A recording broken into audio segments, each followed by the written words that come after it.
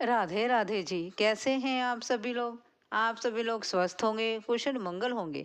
आप सभी के स्वास्थ्य और कुशल मंगल की कामना मैं ईश्वर से करती हूँ कि आप सभी लोग स्वस्थ रहें और कुशल मंगल रहें।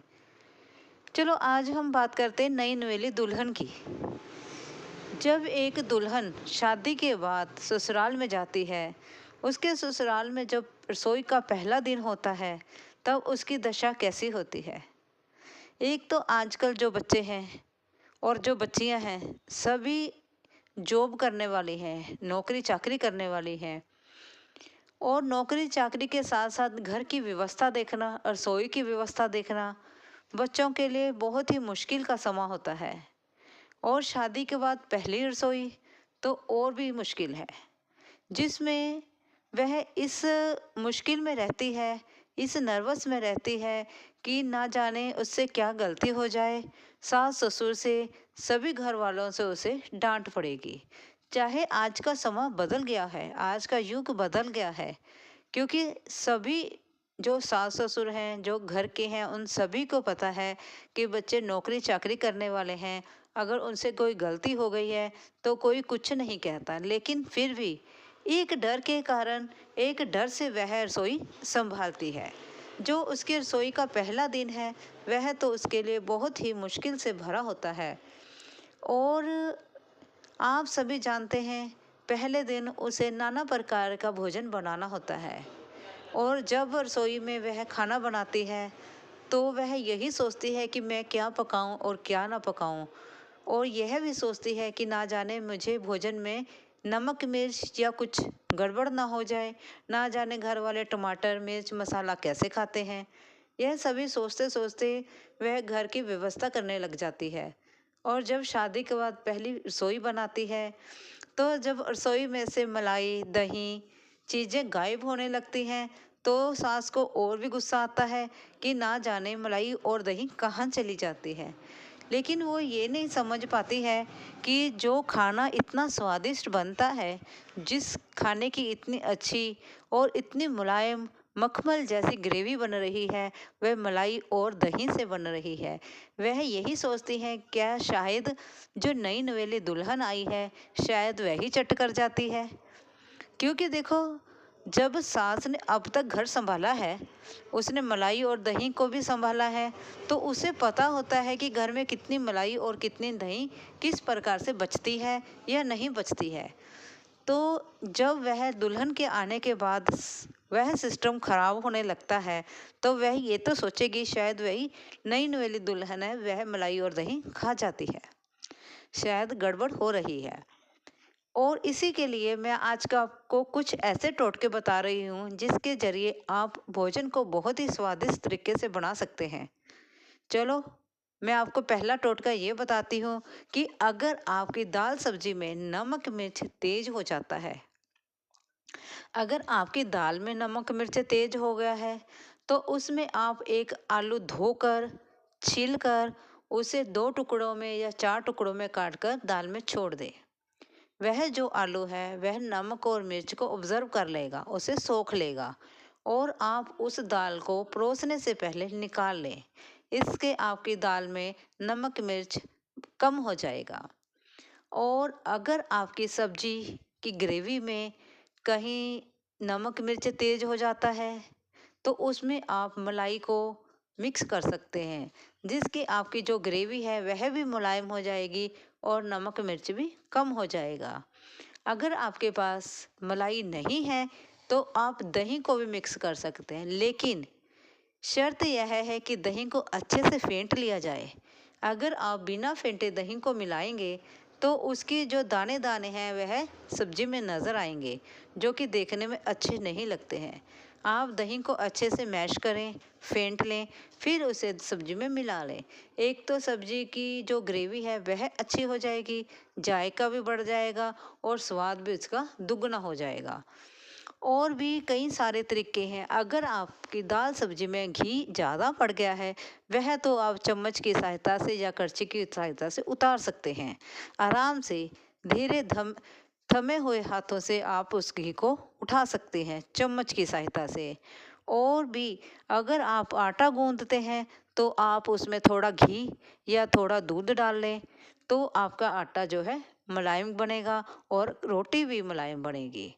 और उसके बाद भी अगर आपकी सब्जी में आप दही और मलाई नहीं डालना चाहते हैं, तो आप उसके अंदर थोड़ा टमाटर और काजू का जो पेस्ट है वह बनाकर उसे अलग से पकाकर सब्जी में मिक्स कर सकते हैं, जिसके आपके सब्जी का जायका ही बढ़ जाएगा। इन छोटी छोटी चीज़ों के साथ एक दुल्हन अपनी रसोई को बहुत अच्छे से संवार सकती है और अपने सास ससुर का, अपने ससुराल वालों का दिल भी जीत सकती है। मीठे में चाहे तो आप हलवा भी बना सकती हैं। हलवा बनाने के लिए आप आटे का अगर हलवा बनाते हैं तो उसमें थोड़ा बेसन भी ऐड कर सकती हैं। 2 चम्मच अगर आप बेसन मिक्स कर लेते हैं देसी घी में आटा भूनते समय, तो आपका हलवा जो है बहुत ही अच्छा बनेगा। और अगर आप सूजी का हलवा बना रहे हैं तो सूजी के हलवे को आप ज़्यादा डार्क मत करें, थोड़ा हल्का ही भून लें। भूनें, धीमी आंच में भून लें, लेकिन उसको ब्राउन मत होने दें। तब हलवा जो है बहुत ही, सूजी वाला हलवा बहुत ही अच्छा बनता है। हलवा हमेशा ही कोशिश करें कि देसी घी में बनाएं। और उसके बाद अगर आप हलवा मीठे में नहीं बनाना चाहते तो आप खीर भी बना सकती हैं। खीर में आप दूध में चावल पकाएं, चावल पकाने के बाद लास्ट में उसमें ड्राई फ्रूट्स बनाएं, मिला लें, थोड़ा काजू, थोड़ी किशमिश। किशमिश नहीं पसंद है तो आप कोई भी ड्राई फ्रूट स्किप कर सकती हैं। काजू हैं, बादाम हैं, बादाम हमेशा हमें खीर में भिगो के डालने चाहिए। और थोड़े से मगज़ डाल सकती हैं। और कोशिश करें मीठे चीनी की बजाय उसमें शक्कर या गुड़ डाल लें, तो ज़्यादा अच्छा लगेगा। ऐसे लगेगा जैसे मानो आपने गन्ने के रस की खीर बनाई हो। इस प्रकार से हम अपनी रसोई को खूबसूरत तरीके से हम बना सकते हैं। और हम इसे जब परोसते हैं तो हम सुंदर तरीके से, अच्छे तरीके से सजावट करके परोसें, तो हम अपने ससुराल वालों का दिल जीत सकते हैं। यही मेरी छोटी छोटी एक बेटी के विवाह की शादी की यह एक सच्ची घटना है, जहाँ पर आंखों में आंसू निकलने वाला दृश्य देखा है हमने। एक बार एक बार हम कहीं गए थे, वहाँ पर किसी की शादी हो रही थी। और उस शादी का दृश्य देखकर तो आंखों में मानो आंसू ही आ गए। वहाँ पर एक बुजुर्ग माता पिता जो बहुत ही निर्धन थे, उन्होंने गंदी सी फटी पुरानी सी धोती पहन रखी थी और जो उसकी पत्नी थी वह पुराने ही कपड़ों में थी। उनकी बेटी की शादी थी और वह सभी मेहमानों से हाथ जोड़कर प्रार्थना कर रहे थे, क्या आपने खाना खा लिया है, क्या आपने खाना खा लिया है। इस प्रकार से वह सभी से हाथ जोड़ जोड़ कर पूछ रहे थे। कुछ तो हमारा जो समाज है वो इस प्रकार से है कि जो बेटी वाले होते हैं वो तो ऐसा ही लगता है मानो सभी के आगे हाथ जोड़ने के लिए ही होते हैं, जैसे मानो कि उन्होंने कुछ गुनाह ही कर दिया हो। वह अपना सब कुछ नछावर कर रहे थे, क्योंकि जो माता पिता बेटी के होते हैं, अपनी बेटी तो वह दे ही रहे होते हैं शादी में, बल्कि अपना सारा रुपया पैसा भी वह नछावर कर देते हैं। कुछ रिश्तेदार जो होते हैं वह कहते हैं लड़की के माता पिता को बुलाओ, स्टेज पर उनको बुलाओ। वह जो है अपने कपड़ों के कारण स्टेज पर जाना से हिचकिचा रहे होते हैं, लेकिन कुछ उन्हें खींच खूंच कर वहाँ पर ले जाते हैं। वह कैमरे के आगे मानो आना ही नहीं चाहते थे। वह अपने पिता ने तो अपने कंधे पर एक पुराना सा गमछा रखा हुआ था, जिससे वह गर्मी के कारण पसीना तो पोंछ ही रहे थे और आंखों से आंसू भी पोंछ रहे थे। वह इस प्रकार से आंखों से आंसू पोंछ रहे थे कि मानो उनकी आंखों से तो गंगा जमुना ही बह रही हो। पता ही नहीं चल रहा था कि आंखों से आंसू हैं या पसीना, इतना ज़्यादा आंसू हो रहे थे कि वह पसीने में ही मिक्स हो रहे थे। वह रोकर भी किसी को दिखा नहीं पा रहे थे कि हम किस हालत में हैं। उन्होंने अपने कांपते हुए हाथों के साथ अपनी जेब में हाथ डाला और उसमें से 2 50-50 रुपए के नोट निकाले, एक खुद के लिए, एक पत्नी के लिए। पत्नी को देते हुए उसने कहा, उन्होंने उस लड़का और लड़की, वर, दामाद और बेटी के ऊपर से उन्होंने पैसे वह वार दिए। इस प्रकार से उनके हाथ भी कांप रहे थे। और सुनने में जब यह आता है कि उनके पास कुछ ज़मीन थी जो उन्होंने गिरवी रख कर बेटी दामाद के लिए एक मोटरसाइकिल खरीद लिया है ताकि बेटी को आने जाने में कोई परेशानी ना हो। इतना कुछ सोचते हुए करते हुए पिता ने अपना सब कुछ एक बेटी के लिए न्यौछावर कर देते हैं, क्योंकि कोई भी माता पिता अपने बच्चों के साथ बच्चों से कुछ भी नहीं छुपाते हैं। जितना हो सके वह अपनी बेटी को दे लेकर विदा कर देते हैं। और सभी खाना खा रहे होते हैं। जब दुल्हन और दामाद खाना खा रहे होते हैं तब उन्होंने यह नहीं किसी को ध्यान में रहता, सभी रिश्तेदार खाना खा रहे होते हैं और पिता पूछ रहे होते हैं कि खाना अच्छा बना है या नहीं बना है। इस प्रकार से वह लोगों को हाथ जोड़कर पूछ रहे होते हैं। लोग हंसी मजाक कर रहे होते हैं रिश्तेदार जो होते हैं, लेकिन किसी का इस चीज़ पर ध्यान ही नहीं जाता कि जिनकी बेटी की शादी है क्या उन्होंने खाना खाया है या नहीं खाया है। जब दुल्हन और दामाद खाना खा रहे होते हैं तो दुल्हन उठती है और पूछती है, पिताजी आपने तो सुबह से कुछ भी नहीं खाना खाया है, चलो आओ खाना खा लो, फिर आप तो भूखे ही रह जाएंगे। इस प्रकार से बेटी के शब्द सुनकर सभी की आंखें नम हो जाती हैं। जिसके कानों में यह शब्द पड़ते हैं, जो उस समय वहाँ पर खड़े थे, उन सभी की आंखों से आंसू बहने लगते हैं। एक पिता और बेटी का वह समय बात करते हुए, उनकी उस प्रवाह को देखते हुए। और वह जो बेटी है अपने पिता को खाना तो आज खिला देगी, लेकिन उसकी विदाई के बाद वही माता पिता अकेले रह जाएंगे। क्योंकि वह उनकी एक इकलौती बेटी थी जिसकी शादी के लिए उन्होंने सब कुछ खर्च कर दिया था ताकि हमारी बेटी खुश रहे और दामाद उसे खुशी से रखे। इस प्रकार से वह माता पिता अपना सब कुछ न्यौछावर करके सारा कुछ अपना लगाकर अपनी बेटी की शादी करते हैं। और जब विदाई होती है, दुल्हन की विदा होकर वहाँ से चली जाती है, तो माता पिता वह अकेले ही वहाँ पर खड़े रह जाते हैं। उनको कोई बिठाने वाला भी नहीं होता। हाँ, कांपते हुए हाथों के साथ जब वह अपने घर की दीवारों को देखते हैं और देखते हैं कि हमारा घर तो बिल्कुल ही खाली हो गया है।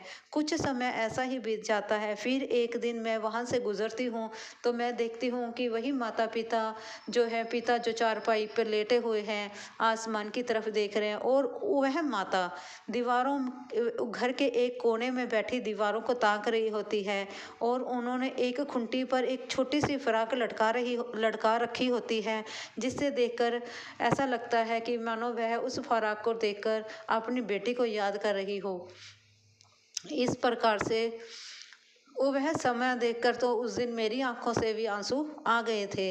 इस प्रकार से जब कुछ दिनों के बाद मुझे यह पता लगा कि बेटी और दामाद वहाँ पर आए थे और वह अपने माता पिता को अपने साथ विदेश ले गए हैं।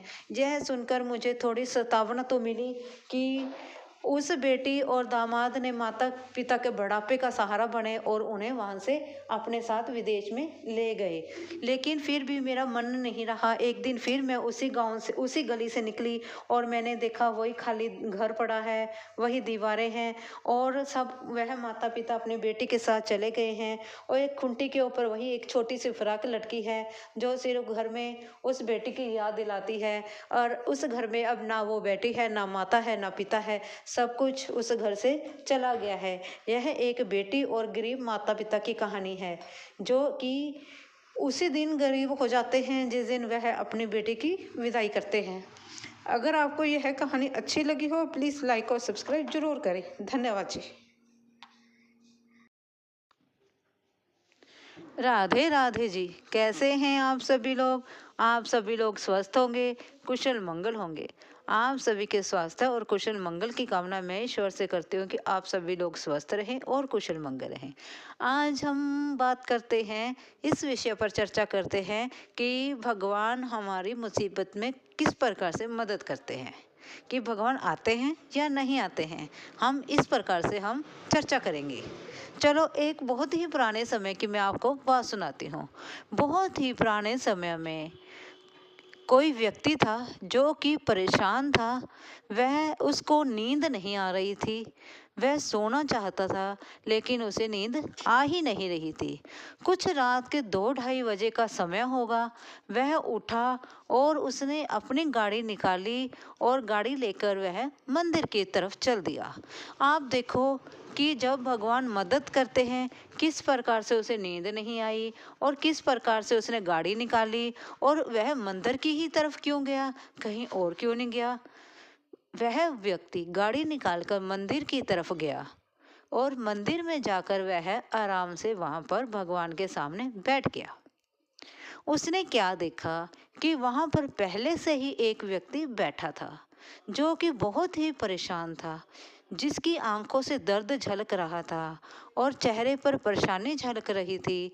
ऐसे लग रहा था मानो अगर हम उससे कुछ कहेंगे तो वैसे ही वह रो पड़ेगा, जैसे कि वो इतना भर चुका था कि वह रोने के लिए तैयार बैठा था। फिर उस व्यक्ति ने पूछा, भाई तुम यहाँ पर आधी रात को क्या कर रहे हो? उसने कहा, व्यक्ति ने कहा, जो पहले से वहाँ बैठा था, उस व्यक्ति ने कहा, मेरी पत्नी बहुत ही बीमार है, उसका कल ऑपरेशन है और अगर उसका कल ऑपरेशन ना हुआ तो वह मर जाएगी, लेकिन ऑपरेशन के लिए मेरे पास पैसे नहीं हैं, इसलिए मैं भगवान की शरण में बैठा हूँ। शायद भगवान मेरे लिए कुछ चमत्कार कर दें या कुछ मेरे लिए मदद ही भेज दें। मैं भगवान से प्रार्थना कर रहा हूँ, या तो मेरी पत्नी को ऐसे ही ठीक कर दो, ठीक है ना जी, या उसके साथ मुझे भी ले जाओ, या फिर मेरी मदद के लिए कोई सहारा भेजो। तो वह व्यक्ति उसकी बातों को सुनकर दुखित हो जाता है और वह क्या करता है, अपने जेब में हाथ डालता है और जितने भी रुपए उसकी जेब में होते हैं वह निकालकर उस दुखी व्यक्ति को दे देता है। और वह दुखी व्यक्ति जो होता है वह रुपए देखता है और मानो उसकी चेहरे पर मुस्कान आ गई हो, वह इस प्रकार से मुस्कान से भर जाता है, भगवान ने जैसे उसके बहुत ज़्यादा ही परेशानियां दूर कर दी हों और उसे ना जाने क्या दे दिया हो। और साथ में वह कार वाला व्यक्ति उसे कार्ड देता है और कहता है, ये मेरा कार्ड है, इसमें मेरा पता लिखा है, अगर तुम्हें किसी भी समय देश में जब भी तुम्हें मदद की ज़रूरत हो तो तुम इस एड्रेस पर आ सकते हो। वह व्यक्ति देखो कितना सुंदर जवाब देता है। जो व्यक्ति परेशान होता है वह व्यक्ति देखो कितना सुंदर जवाब देता है। जरा ध्यान से सुनना। वह कहता है कि इसकी मुझे ज़रूरत नहीं है, यह कार्ड आप रख लीजिए, इसकी मुझे ज़रूरत नहीं है क्योंकि मेरे पास पहले से ही पता है। फिर व्यक्ति ने, कार वाले ने पूछा, तुम्हारे पास पता कैसे हो आ गया? मैंने तो तुम्हें कभी पहले मिले नहीं हम, या मैंने तुम्हें कभी देखा नहीं पहले। वह व्यक्ति बोला कि मुझे इस ईश्वर का पता पहले ही पता है, क्योंकि यही ईश्वर है जिसने मुझे तुमसे मिलाया है, तुम्हें मेरे लिए मदद के लिए रात को 2:30 बजे भेज दिया है, तो वह मेरी मदद के लिए क्या नहीं कर सकता। इसलिए आप यह कार्ड रख लीजिए, मुझे इनका पता मुझे मालूम है, इनके ज़रिए मैं आप तक पहुंच जाऊंगा। इस प्रकार से ईश्वर ने उस दर्द में भरे व्यक्ति की मदद की। और आप सभी इस कथा से यही सोचो जरा, भगवान हमारी मदद किस प्रकार से करते हैं। आप सोचो भगवान किस रूप में आते हैं हमारी मदद के लिए कि हमें पता ही नहीं चलता कब आए और हमारी मदद कर कर चले गए। इसी प्रकार से जैसे उस दर्द में भरे व्यक्ति की ईश्वर ने मदद की है, हम भी चाहते हैं, मैं यही चाहती हूँ, हे भगवान, अगर किसी व्यक्ति को आपकी मदद की ज़रूरत है उसकी मदद जरूर करें। मैं ईश्वर से यही प्रार्थना करूँगी, हे प्रभु, यह सृष्टि तुम्हारी ही बनाई हुई है, यह संसार में रहने वाले जीव जंतु सभी आप द्वारा ही बनाए गए हैं, इन सभी के दुखों को दूर करना आपका कर्तव्य बनता है और इनकी मदद करना आपका पहला फर्ज है। इसलिए आप अपने बच्चों की, अपने संतान की मदद के लिए एक कदम जरूर बढ़ाएं। हम सभी आपको हृदय से नमन करते हैं और हृदय से आपको प्रणाम करते हैं और याद करते हैं। हमारे भावों में कोई खोट नहीं है। हम सच्चे भाव से आपको याद करते हैं। हे ईश्वर, आप हमारी मदद के लिए अपना पहला कदम ज़रूर उठाएं और हमारी मदद के लिए अपना हाथ बढ़ाएं। आप हाथ बढ़ाएं, हम हाथ पकड़ेंगे आपका। इसलिए हे ईश्वर, हम सभी की मदद करें, हम सभी के दुखों को दूर करें, हम सभी की सहायता करें, हमें अच्छा मार्ग दिखाएं ताकि हम उस मार्ग पर चलकर हम इस अच्छे संसार का निर्माण कर सकें। हम बात करते हैं जगन्नाथ भगवान जी की। एक व्यक्ति जगन्नाथ भगवान जी की बहुत ही पूजा करता था। वह उनकी श्रद्धा भावना का तो उसमें हम ठिकाना ही नहीं कह सकते, इतनी ज़्यादा उसमें श्रद्धा भावना थी। लेकिन वह निर्धन था, उसके पास धन नहीं था। वह भगवान जी को गहने जवाहरात हीरे मोती भोज भव्य भोग नहीं लगवा सकता था। उसके पास ऐसा कुछ नहीं था कि वह भगवान को भोग लगा सके। वह मंदिर के बाहर खड़ा होकर ही भगवान के दर्शन कर लिया करता था। लेकिन उसके अंदर भगवान के लिए जो भाव है वह कूट कूट कर भरे हुए थे। वह भगवान की पूजा और श्रद्धा पूरे मन से ही करता था। इसलिए एक दिन उसने सोचा, मैं भगवान को प्रसाद जरूर लगवाऊंगा। इसके लिए वह अपने घर जाता है और कुछ रुपए वहाँ से जुटाता है। रुपए जुटाने के बाद वह उन रुपयों को लेकर खेत में जाता है और खेत में से कुछ अनाज वह एकत्रित कर लेता है। इस प्रकार से वह कुछ सामान इकट्ठा कर कर जब वह घर जाता है, वह सोचता है मैं भगवान के लिए, जगन्नाथ भगवान के लिए थोड़ी खीर ही बना लेता हूँ। वह उनके लिए खीर बनाता है। उस खीर में इतनी ही अच्छी सुगंध आ रही होती है, पूरे गांव में वह सुगंध है जो फैल जाती है, क्योंकि एक तो वह भगवान के लिए प्रसाद बन रहा है। आपने भी अपने जीवन में देखा होगा, जो प्रसाद भगवान को लगाया जाता है, जो भोजन भगवान के लिए बनाया जाता है, उसकी खुशबू और उसका स्वाद बिल्कुल अद्भुत होता है। आप घर में भोजन बना के खा लो और उसमें कुछ भोजन आप भगवान के लिए बनाएं और उनको प्रसाद लगाने के बाद आप खाएंगे तो उन दोनों में बहुत ही स्वाद का अंतर होगा। चलो जी, वह व्यक्ति जो है खीर बना लेता है। खीर बनाकर वह उसे साफ सुथरे एक बर्तन में डालकर मंदिर की तरफ बढ़ जाता है।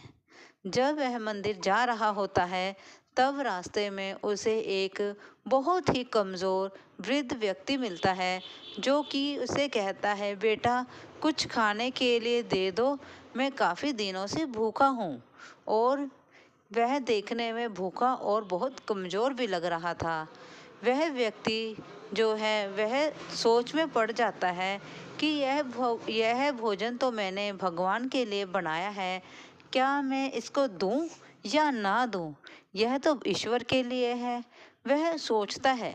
फिर सोचने के बाद वह यही निर्णय कर लेता है कि कण कण में ईश्वर का वास होता है, जन जन में ईश्वर होते हैं, हर इंसान में ईश्वर समाये हुए हैं।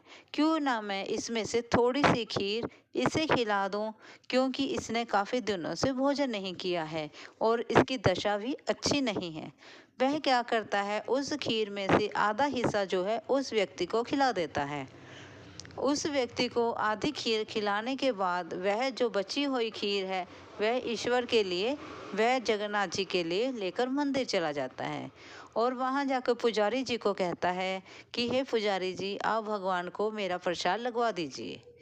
जो पुजारी जी हैं वह खीर रखकर दरवाज़ा बंद कर देते हैं और खीर को अंदर रख देते हैं। कितना अद्भुत चमत्कार होता है। जब पुजारी जी दरवाज़ा खोलते हैं, वह क्या देखते हैं, ज़रा आप सोचो और फिर मुझे कमेंट करो कि क्या देखा होगा। उन्होंने देखा कि दरवाज़ा खोलने के बाद जो जगन्नाथ भगवान जी हैं, उनका होंठ और उनका मुख जो है खीर से लथपथ है। तो वह देखते हैं कि इस व्यक्ति द्वारा बनाई हुई खीर जो भगवान जी ने प्रसाद रूप में ग्रहण कर ली, और वह जो भोग है, जो वह प्रसाद है, भगवान जी ने स्वयं ही स्वीकार कर लिया है।